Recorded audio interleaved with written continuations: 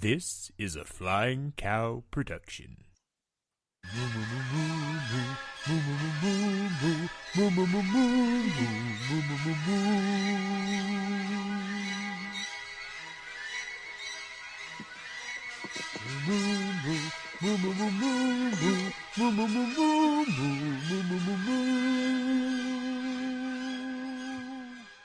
Well, hello and welcome back to Must Watch Movies. Here on the Flying Cow, I, of course, am the Flying Cow himself, Clay Johnson. And here with me is my co-host for this podcast, the Lord Jack Allison, was two-time Teddy Award winner. Two-time Teddy Award winner, yeah. How we doing today, Jack? I'm doing okay. I'm smelling my fingers a lot right now because I've been trying to figure out for like the umpteenth day, like how deep does the belly button go? Has that ever been settled? Has that ever been decided? I'm not sure. I will say you cut out a little bit, which probably didn't help your joke. That's okay. It wasn't very good to begin with. But yeah, no, good to be here again as your special guest. After this episode, I'm not really sure if we should call, like, I feel like maybe the first part of our podcast title should be kind of stricken for this particular episode. No, I mean, it's must, because I had to watch this. Oh, yeah, you made me watch this. Yeah. I guess I kind of contextualize it for the audience. It has been a while since we recorded, and you and I, just a peek behind the podcast curtain, have been trying to get together to record this episode for weeks now, and ridiculous things just keep happening to us. And I think that the universe does not want us talking about this movie. Yeah, no, because you made me watch it, so fuck the universe. We're getting together and we're talking about this movie. Yeah, it's funny because I took a trip to Japan for a couple of weeks, like just after we announced, after we recorded our last episode, right? And then power outages and just some scheduling issues, and it's that kind of makes it even in a sadistic way better for me, just because you had to not only see this for the first time, but you had to sit on it and think about it for weeks and weeks and weeks instead of putting it behind you like I know you wanted to do. Yeah, I watched this 3 weeks ago. Yeah, and in most other cases, I probably would have decided, I should go ahead and watch it again before we record. No, I'm not watching this fucking movie. Yeah, I remember not doing it. I remember your message too was something along the lines of like, all right, I just watched it. Are you free to record? It's just like, let's get it over with. Yeah.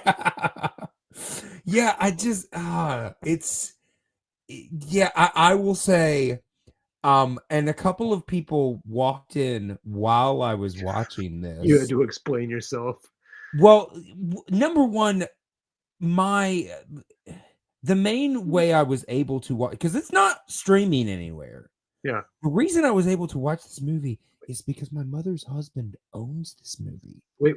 And he walked through while I was watching it and seemed jealous that I was watching it. There's so many questions I have throughout that. Okay, I guess the biggest question is, why does he own this? And I guess my next question would be... I will say that they... my mother has always just randomly walked through and grabbed things that she thinks looks, which makes sense from a rental point of view, because we come from the period of time of renting movies, physical media. So renting movies, you rent what looks good, but she would buy movies like that. It never made sense to me. Straighten this up for me. Is this your mom who owns this movie, or your mom's husband who owns this movie? He owns it, but it was one of those things, it was they went to a video store that was getting rid of stock, and they just picked this up. Kind of thing. So they picked it out together. He bought it because whatever. Is your mom okay? Do we need like a wellness check? I guess I'm just trying to make sure on that one because I'm getting more and more okay. She wants to be. We'll just say that. Okay. But so yeah, I was gonna say like it is streaming. It's on YouTube with ads, but okay, yeah. I mean, I didn't look there. Like I'm ironically happy that I've seen this movie, that I know of it, but at the same time, it's like I'm not paying to see this one. This is one that I'm. Yeah. But no, I will say the other people that came through the room while I was watching it, they just saw my face, and I'm gonna have to describe it for the people listening to the podcast. But it was literally scowl the whole time. Like, and I didn't realize I was even making the face until halfway through the movie. And the best part about that is like I feel like I could think of virtually I can't think of a single scene, maybe one or two from the entire movie, where you wouldn't have that face during. Like I wouldn't expect you to have that face during, because I feel like so much of this just kind of has. I mean, I will say the only time it slightly changed is when just sheer confusion was added to it. Wait, are you saying otherwise exclusive? No, I mean it was like a, what am I watching? What is going on? Yeah. What? Why? But why? That's kind of like the emotion that you kind of associate with this entire movie, in my opinion. It's just confused distaste. Yeah. There's no separation for me. Yeah. Confused revulsion.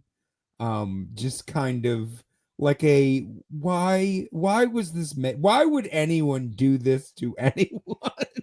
Well, you'll have to ask Dan Aykroyd, because.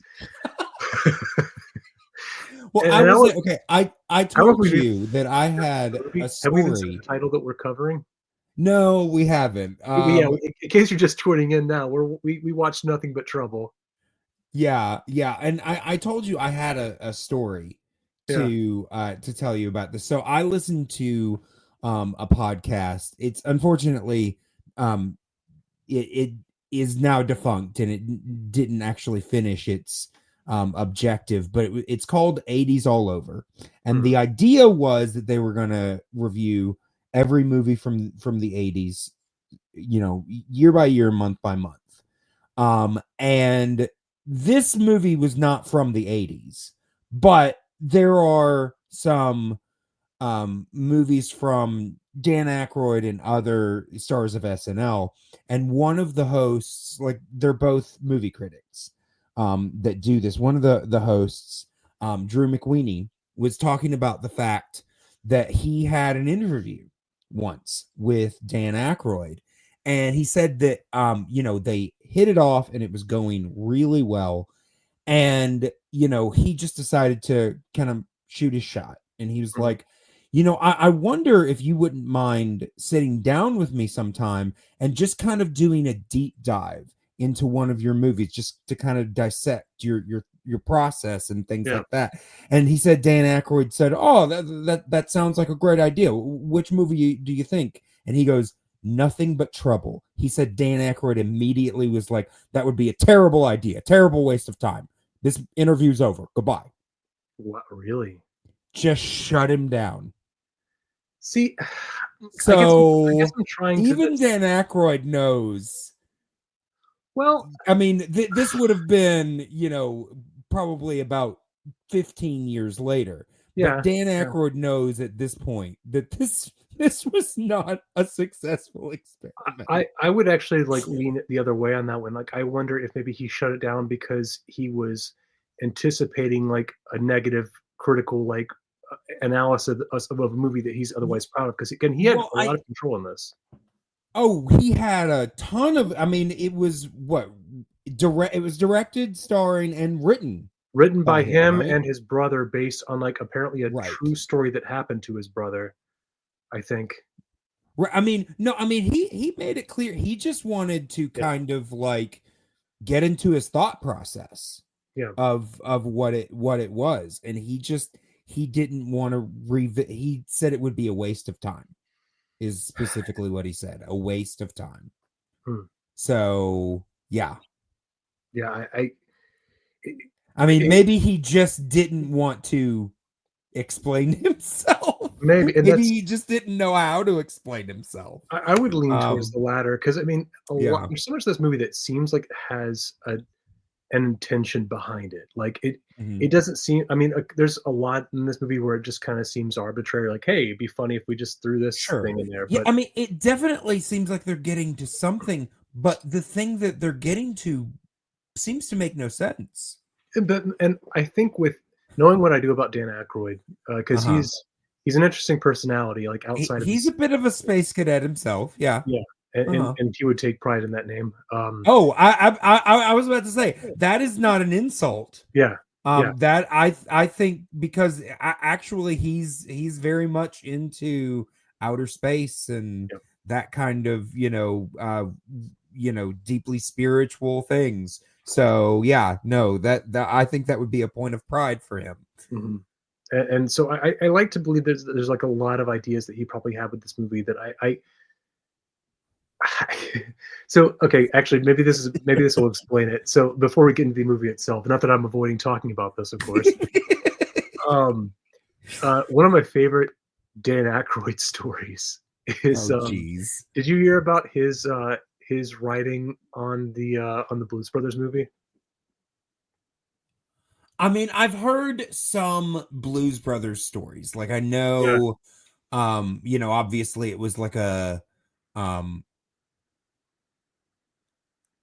it was a thing between him and John Belushi. They were really close, all that kind of good stuff. But I don't know. The drafting process of it is really funny. It's like one of my favorite things ever, and the fact that it's Dan Aykroyd makes it the best. So apparently I think John Landis directed that, right? Yes, yes, that was John Landis. Yes. Apparently, he tasks. Yes, John Landis, the director of The Stupids. Mm-hmm. Also, good connection. Yeah.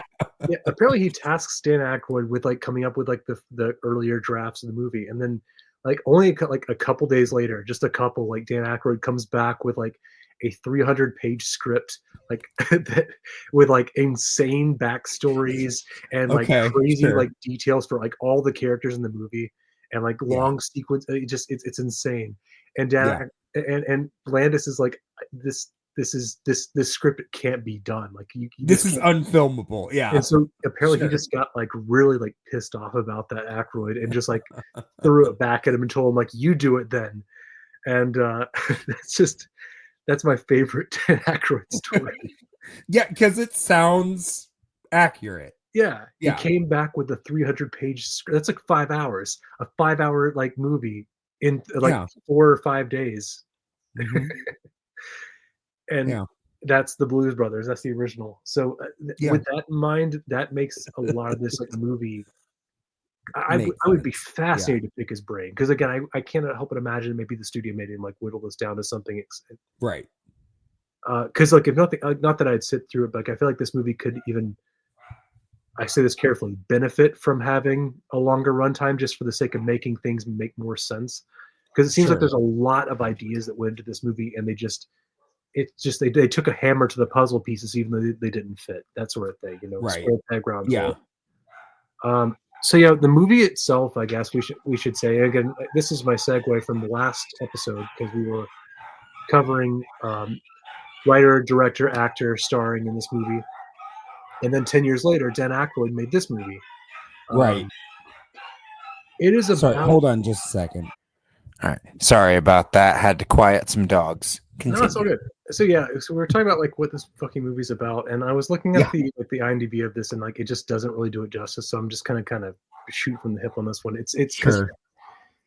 This asshole, I guess, played by Chevy Chase, which is kind of redundant, but I was about to say, I think my first issue is that I'm not a huge fan of Chevy Chase when I'm supposed to, I guess, be behind him, but unless Chevy Chase's character is as honestly an asshole as I think he really is, I have a hard time supporting Chevy Chase.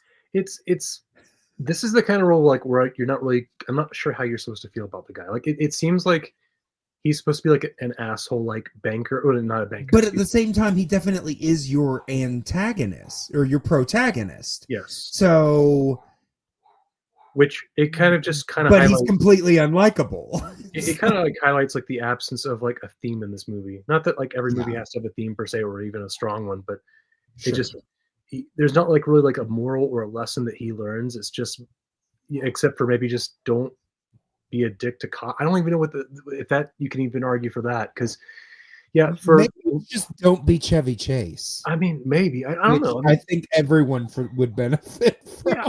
I don't dislike Chevy Chase. I kind of like he's for me is like kind of like that relatable asshole, like at his best, like kind of like in like Caddyshack or like Family Vacation. I was gonna say I think he works in movies like Caddyshack or even Fletch, where he's that kind of like obvious, he's kind of this wise ass kind of, but he's not. The films of his that I know a lot of people love that I've never been able to get behind are the vacation movies, because to me Clark Griswold is just a miserable human being who I want to spend no time with. And to me that level of Chevy Chase, where he's supposed to be the put upon guy that we're supposed to feel for, I don't feel for him. I think that he deserves everything that's happening to him. So I have a hard time siding with him when horrible things happen, because I'm like, good, because you've been an asshole to everybody around you. So when things like that in this movie, I'm just like, am I supposed to be upset that he's getting his comeuppance? Because I'm not. No. With this one, at the same time, I'm not rooting for anybody else in the movie either. Oh yeah, exactly. Like you don't really have anyone like to really root for in this movie whatsoever. No. Maybe like if you're really reaching, you can maybe go for John Candy's character, the cop. But even then, he's so. And don't get me wrong, I love John Candy. John Candy's this is a weird John Candy performance. Which one? I mean, both. Yeah. The thing with him playing his sister, I don't know. I mean, I don't like it, but at the same time, it's weird. And not in that like dated kind of like, like how like that we had that 80s to early aughts joke that was always running like, hey, it's a guy in a dress. It's funny. It's not even just that. It's like, it seems like the joke, they're trying to do something more than that, but it's not being like telegraphed. Right. Yeah. It's just bizarre because he's not just a woman. He's a weird woman. Yeah. Yeah. But like a mute, like he has no speaking lines in that role. Yeah. No, it's bizarre. And his sheriff character, like that's the one that's the most like a John Candy character. Yeah. But then there's still an element of like they come as close to making John Candy dislikable as I feel like I've ever been. Yeah, I'm kind of up there with you. I think, yeah.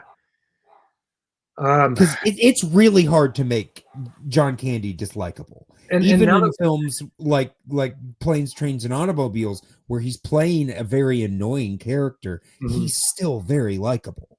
And talking with you now about it, I feel like this is kind of just coming to me now. I feel like that's what makes this movie the biggest slog for me, because I've seen it a couple times, and I just feel like there's no one at all you can like attach. There's nothing to grab onto. Well, like there's no body at least. Like I think the movie. The reason I suggest this, the movie itself, and like why I kind of like ironically enjoy the movie is because it is just so batshit nuts that like you just like if you told someone like anything that happened in this movie, they would either like think that you're fucking with them. That's. I mean, I will say I don't find the character. I don't root for the character, but I do find what Demi Moore is doing here interesting, because she's obviously kind of using her appeal to get help, but at the same time, I do like her more than Chevy Chase. But then she does this weird thing where she gets caught in the junkyard, and all of a sudden she seems to like what she's doing with the weird baby people. She's like talking like them, like in the baby voice. Yes. Yeah. And then she's menaced by them, and I'm just like, what is your through line? I think that's your journey. I think she's the closest I think you can get to maybe liking somebody in this movie. But yeah, to your point, her character is completely inconsistent. Keeps flip-flopping between like I'm like a socialite, similar to Chevy Chase's character, to like I want to be nice and I want to be sympathetic and I want to play to people's kindness, because that's what she keeps doing. I was kind of like, I was feeling like something really weird was going to happen with her character, like when she kind of bonded with the like baby guys. Oh, I thought that there was going to be some like and I was like, okay, this might get weird, but it might be interesting. But then it just flipped. The first time I saw this, I thought it was going to be like a Get Out kind of twist, where like she was like she was actually like in on like she was exactly. Yeah, and I felt like that as well. And that would honestly make a lot more sense, because like even this movie, even like the quote unquote normal part of this movie is like so we're getting off. We keep getting. I was about to say we're getting into the weeds and we haven't even tried describing this movie yet. So yeah, asshole guy who works in finance. He's this guy like this rich socialite played by Chevy Chase.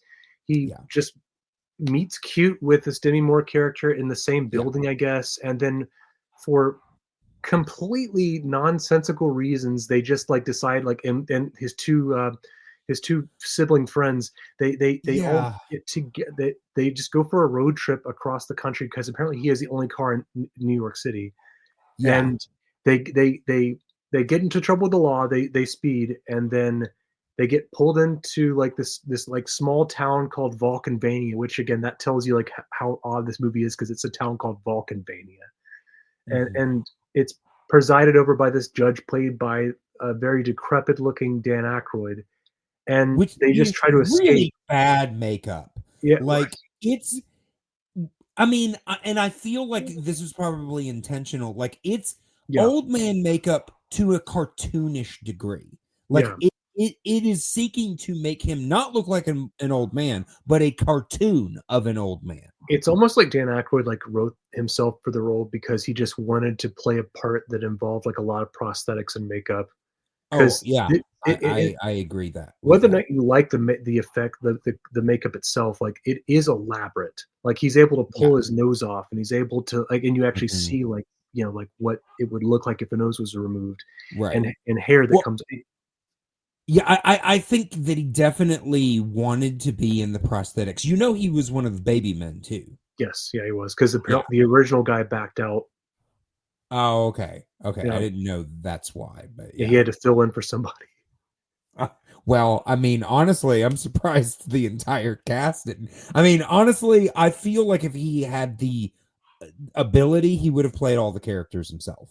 I mean, I think from what I read, I think he played that one out of necessity, because I can't remember who it was, but they backed out because it's basically career suicide to play the one talking baby mutant thing, and so he stepped in out of necessity, and even if like you're like proud of this project, like being a writer, director, quote unquote star of this movie, because if the judge is a big role, and then to also have to do that's a lot of work, and I don't even see like him being able to willingly do that. But the whole movie is basically just them trying to get out of this wacky mansion that's run by this judge, and that's really the gist of it. And apparently, again, it's based off of some story that I think Dan Aykroyd's brother said happened to him or something. Like, again, how much of that is true and what all happened. I was about to say I'm probably it was the simplest version of this. Was.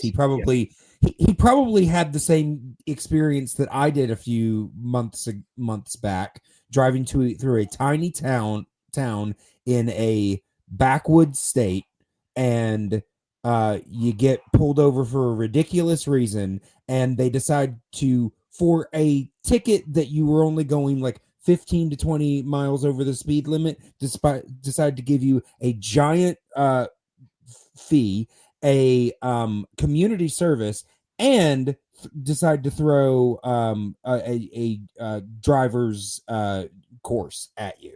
Okay, so let's make this into a movie then. We're gonna change a little bit of stuff around.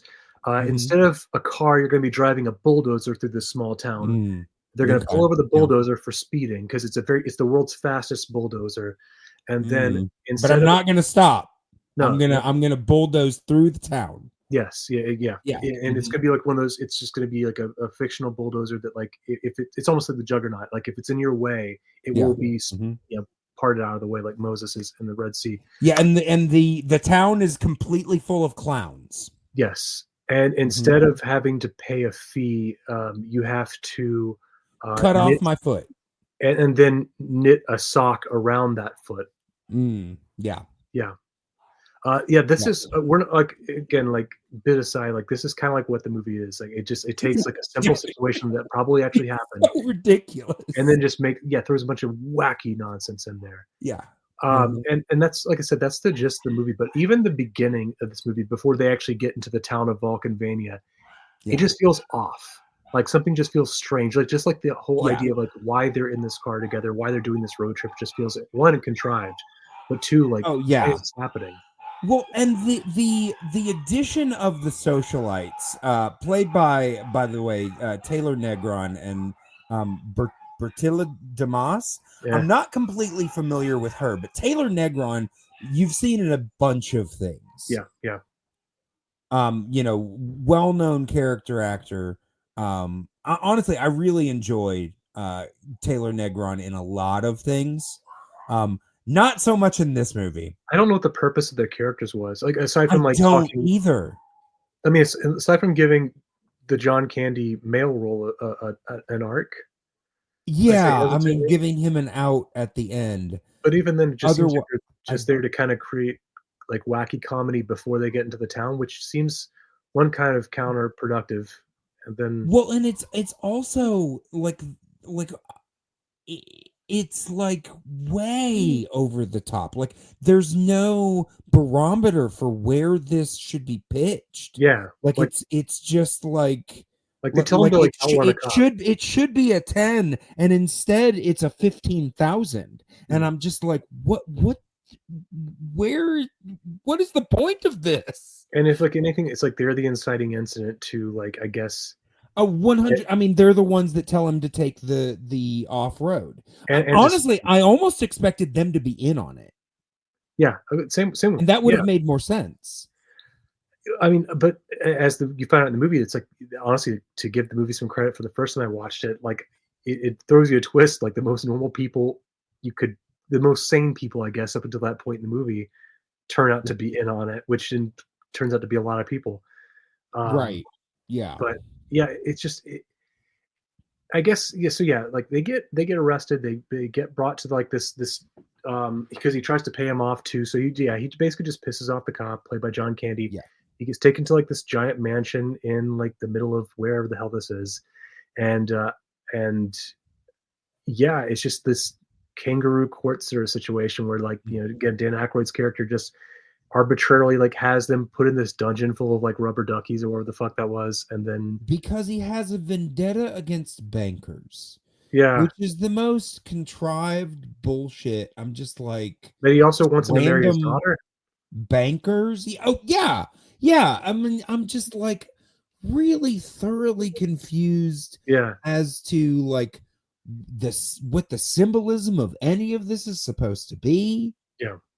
Because it does feel very pointed. It feels like he is trying to make a point. What the fuck it is, I have no clue. Well, there's just no connective tissue. Like, again, like, there's something there that you can kind of see is maybe, like, not working. I don't want to go that far, but like, I could see there's, like, the seeds of something that he has that could kind of make a little bit more sense than what we get. But instead of saying, like, hey, like, here's a kangaroo and here's an apple, they are brother and sister. Like, that's kind of like how they that's what this movie is. What's so funny is that after watching this movie, that makes sense. Yeah that makes total sense. And And yeah, honestly, here's the thing. Okay, so if you're listening to this, and hopefully you haven't seen it, well, honestly, okay, I think in a group setting, this movie can be fun, but I was about to say, honestly, as much as I did not like this movie, I have a hard time saying that you should never see it. It is an interesting experiment. Yes, it's angry fascination, I think. Because again, there's so much like you cannot predict what's going to happen in this movie. No, it's just bonkers. Again, like he sentences them to like being held within his place, and then like he opens up a trap door underneath the house, and they fall in like this rubber ducky pit.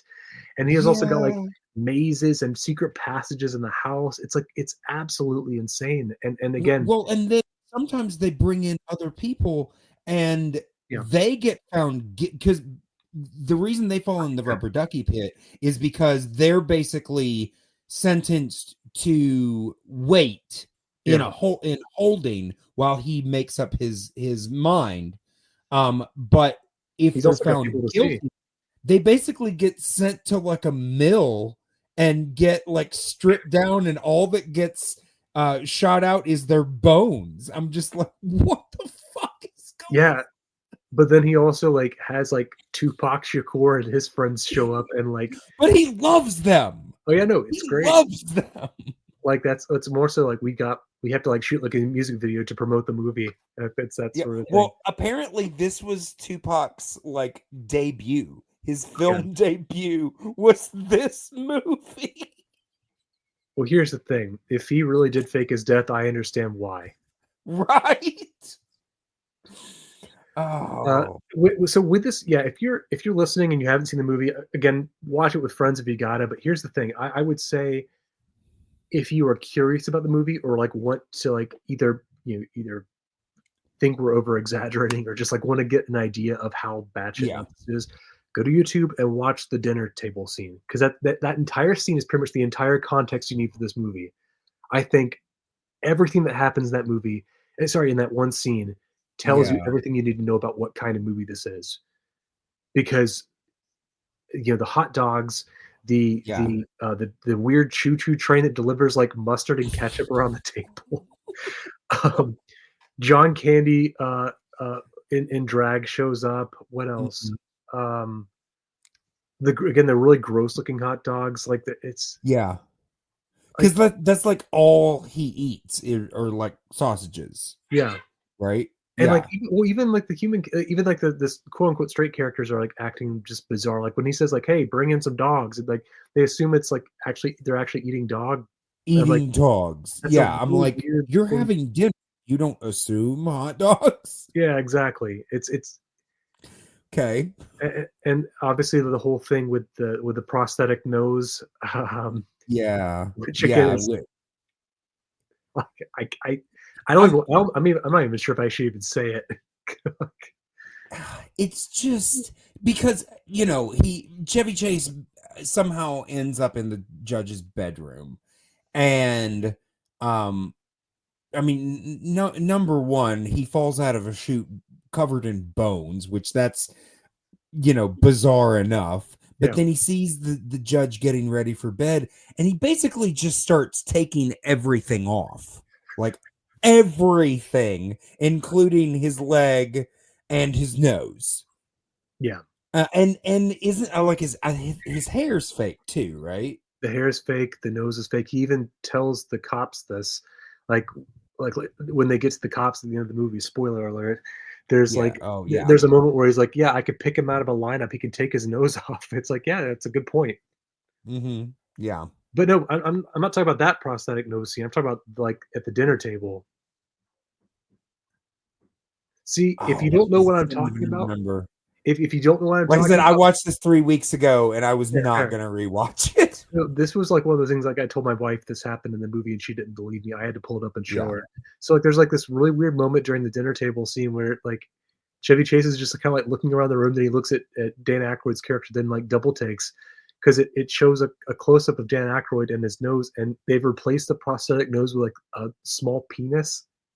Oh yes. Okay. No, I do. Yeah. Mm-hmm. And it's just that one shot, and then it cuts back to like the normal nose, and I'm like, why did you do this?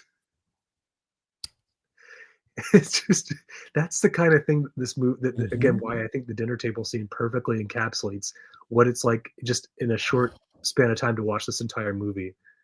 Yeah. Because again, it just gets even stranger and stranger. There's like this like crazy like Mad Max-ish junkyard that's like in the back of the house that's like Yeah. overseen by like these two naked mutant baby grandchildren of the Dan Yeah. Aykroyd character. Um, there's like apparently there's like just a bunch of sinkholes underneath the house because the entire house collapses in the end of the movie. Yeah. Yeah. Which again, didn't care. Yeah, the Okay. entire the entire Good. town being in on it was like a weird Yeah. thing too. Well, it wasn't even like they went back to the city to get the cops Yeah, yeah, and like New York City, and they end up knowing the judge and being like good friends and all this, and it's just like but okay.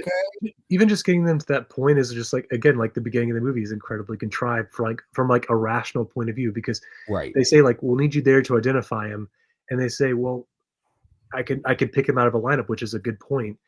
But like Right. Demi Moore's character is like, no, just go, we'll get him. And then the cops say, okay, he's not coming out. I bet you two could get him to come outside. And so they say, yeah, well, let's go to the front door. It's like there's nothing that makes sense about this other than just a No. Well, again, like you said, I kept expecting her to be in on it yeah, too, yeah, because I knew the cops were in on it. I guessed that, yeah, but I was like, oh, she must be in on, like she must have like actually made a connection with these. Like I said, that weird scene with her like having fun with the baby men. I felt like she like had formed some connection. Of course, then 2 scenes later, they're trying to kill not the baby men, but everybody else is trying to kill her. So I'm just like, what? What? yeah, yeah. No, nothing about this movie makes sense. And so that's No. so like I said, of course, naturally I had to pick it for our podcast. Well, thank you And very much. And I honestly can't really think of. I mean, there's lots you can say about this movie other than that, but I don't feel like it's doing the movie Mhm. justice. If we've piqued your curiosity whatsoever, like I said, some drinks, some friends, you're gonna have an Yeah. okay time. It's on YouTube for free. Okay. Yeah. Or we can party with Clay's parents, and we can and get that going on. But um, otherwise, yeah, nothing but trouble, man. Like, and Dan Aykroyd was never allowed to direct another movie, which is my running line. No, because it is nothing but trouble. Yeah, I know. Did you see the original production title for this? No, it wasn't. It began production in 1990 under the title Git, GIT, Actually, and then they I can't. changed it to Vulcanvania, and That's then bad. eventually Warner Brothers changed it to Nothing But Trouble. Oh, But I thought you were about that's to say it's not called. what Aykroyd wanted it to be called. I thought you were about to say it was called Warner Brothers. I'm like, that's based. Uh, No. Mm-mm. uh, yeah, Git I actually kind of like, but I understand why they didn't go for that. Sure. Yeah, apparently Aykroyd preferred Vulcanvania, but that means nothing Yeah, no, that sounds to like something from anybody. a sci-fi movie. Yeah. Or even like some kind of like Hammer horror picture or Yeah, something like you know. it sounds like It, an alternate title for like Rocky Horror. It's like that kind of yeah. thing. Yeah, it does not sound like, I mean, honestly, I don't know what to say this is, but I At the mean, same I, time, I I would never be expecting this. So maybe Vulcanvania is the perfect yeah, title. I yeah. don't know. If these characters are going to exist in any town, it might as well be called Vulcanvania. It's not going to be you're not Yeah. going to get like Madison County, the Bridges of Vulcanvania County. That I want to see. Oh, oh, geez. Oh, just some really, really messed up. I wonder if there's fan fiction of this film. Um, Oh, if I weren't on my wife's computer, I'd find out. I'm not. I'm not gonna have I'm to. on my own, and I'm not gonna find out. I was gonna say. Yeah. No. It's been 20 years since I've had to explain my search history from fan fiction. I'm not gonna keep that going. Oh, geez. Yeah. So yeah, nothing but trouble, everybody. Mm-hmm. Yeah. Yeah. There it is. So I guess now is the point where you can either have your revenge or, I guess, otherwise pick our next movie. Yeah. I mean, I know usually then we ask, what we thought about. We've talked about what we thought about this. Oh, that's right. I didn't need to see this anytime sooner. I don't know that I needed to see it any later either. But I did see it. It was an experience. Like I said, I don't think I would say, unless you're just a casual film fan. If you're just a casual film fan and you just want to watch things that you think you'll enjoy, don't watch this movie. But if you are a film fan that, you're interested in seeing bizarre cinema that takes swings, even if they don't work, it's definitely worth seeing from that standpoint. Yeah. If you ever want like a case study on why someone should not have too much creative power in filmmaking. Oh, 100. I mean, yeah. I mean, yeah. I mean, people cite George Lucas as like with like the prequel trilogy, but this is like a finer example by far. Mm-hmm. Yeah. No, I mean, George Lucas just needed, somebody to tell him no. Well, exactly. Like he had a character in his movies named Sleazo Bago, and no one said, no one could tell him no to that one. But with this one, we have. Whereas Dan Aykroyd needed like 3 or 4 other like people writing with him. I mean, yes, he had his brother, but still, that obviously wasn't the right filter. He just needed more. I hate to say this, but like studio intervention. Like this is the kind of thing like where if he had pitched this early on in his career, it never would have been made. No, never would have gotten an okay. No. Yeah. No, I mean, yeah, because I mean, what was the movie he made right before this? I think this is his only directorial film, if I'm not mistaken. But I mean, like as far as like was he riding high, like as far as his career at this point? I mean, yeah, early 90s, yeah, he was still in a good spot. Let me pull up his IMDb. I mean, yeah, writing wise. Because I mean, I'm thinking the last movie he would have done would have been Ghostbusters 2, but that wasn't a huge hit. Still though, it's following the original Ghost. Yeah, because it was 89. 89 was Ghostbusters 2. So I think it would have been, and okay, and 89 was the same year he did Driving Miss Daisy too. Yep. So he was pretty successful, in the, and I mean Ghostbusters 2, he also had a hand in writing. Yeah.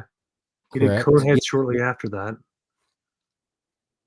So he was successful. So that's probably how he got the opportunity to do this, and then never again. Yeah. Sometimes, like I said, it's just you get some people just have to hear no, and yeah, he didn't, and some people need to hear no repeatedly. Yeah.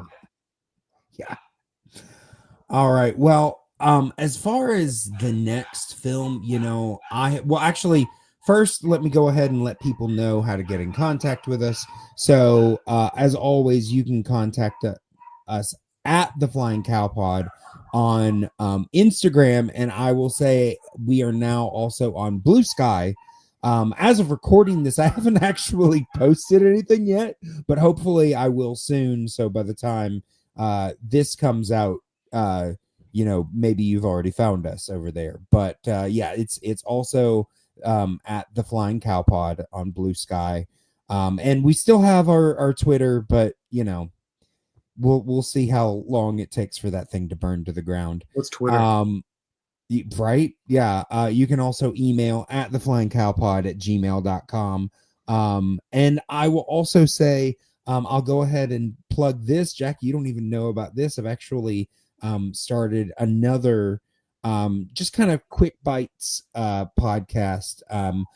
My nephew, Aaron, got for his birthday this past year a poster of like 100 movies that you should see before you die. And like a lot of them are like, you could tell taken straight from the AFI 100, but then there are definitely like some newer movies and stuff on there, and then like one or two that I'm just like There's Nothing But Trouble on there. Things from New York on there.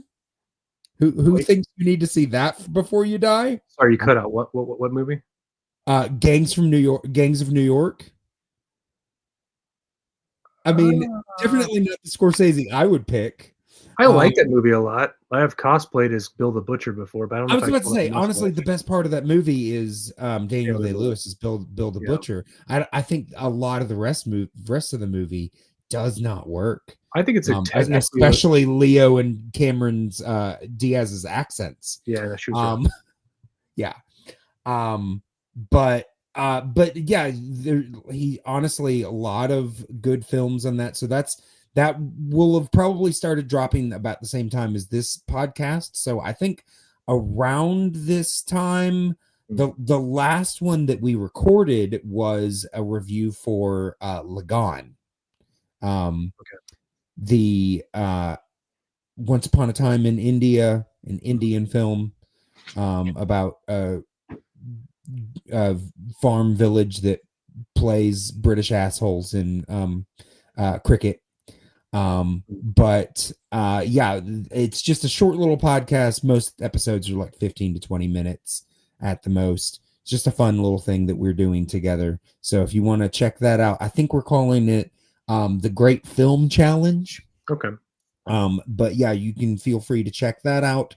When can we expect your Nothing But Trouble episode? Oh, yeah, no, I'm keeping him as far away from that as possible. I want him to like movies, Jack. Yeah, I keep him innocent. Yeah, if you want to reach out to me, my Instagram is @Scoodle. If you can figure out how to spell that, then you can follow me. It's cool. Other than that, nothing I can announce yet. Got a fun project coming up along the lines too, but I feel like I've been teasing this for like the past year on your podcast, but it's just been some delays. But yeah, I got something in the works that's coming out soon that I'll be able to announce hopefully in the foreseeable future. But for the time being, no, that's about it for me. All right. Well, then it is now time for us to talk about what our next film is. And I will say I have been keeping this one in the chamber for a little bit, but honestly, I feel like it's just kind of too perfect.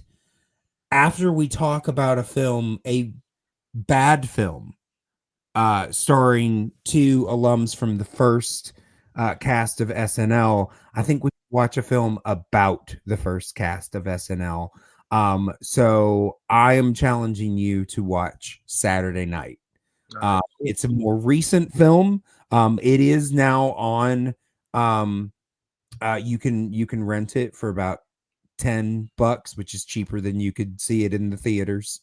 On demand, Amazon, Vudu, or Fandango, whatever you want to call it. Now, so it is available. More recent film. I saw it twice in the theater. I really enjoyed this film. So, and I've been really excited to talk about it. So, right on. I'm looking forward to it. All right. So yes, we will be back next time with that. But until that time, moo. Cluck.